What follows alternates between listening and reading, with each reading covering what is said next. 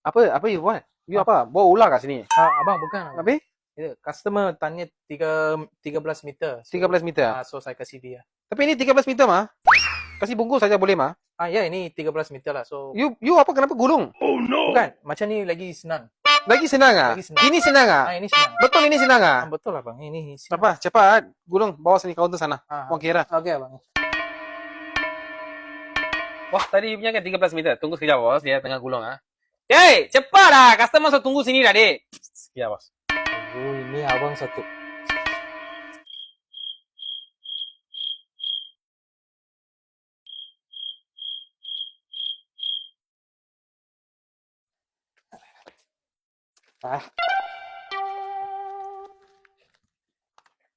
Abang sudah. Ini customer punya.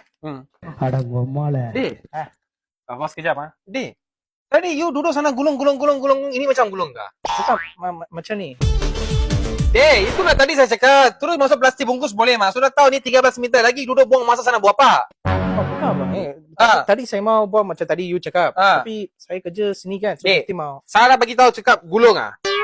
Ini gulung kan tak ada gulung masuk plastik juga. Lagi you ini macam apa? You lagi baik tak payah gulung mah. Agak bagi. Sekarang saya cakap gulung bye-bye bawa balik. You suka nak gulung ke pergi sana. Itu padang saya. Tapi tak apa. Ini pun you surang kedua. Apa sorry ya, bos. Ni ah. Dek, you tapi tolong. Okey You abang. pergi buat email kerja. Okey. Pergi. Dek, pergi sini. Sekarang tengok pergi. Tapi sana saya ada kerja. Itu tapi buat pergi. Okey abang. Dek, sana pergi. Sini pergi balik. Okey abang. Pening lah suruh buat soal kerja lambat. Dek, you mari sini. Lain kali saya cakap satu benda ikut apa saya cakap. Faham? Jangan buang macam ular sana buang masa tau. Bos tak ada bayar gaji untuk buang masa sana, buang ular sana. Dia bayar gaji untuk kerja. Faham? Faham abang. Lain kali kerja baik-baik. Okey abang. Sekarang mana Raju pergi mana? Bukan abang. Mau ambil ini. Customer lagi satu customer tanya ini mau 20 kaki. So saya mau duduk mau gulung balik. Lagi 20. Sorry. 20 meter. 20 meter. Sekarang you mau buat apa? Itulah tadi saya duduk. Duduk lagi buat apa? Buat itu ular. Tak apa. Lepas ini you sentuh ini barang saya tengok email tangan ada you habis. You tak payah buat.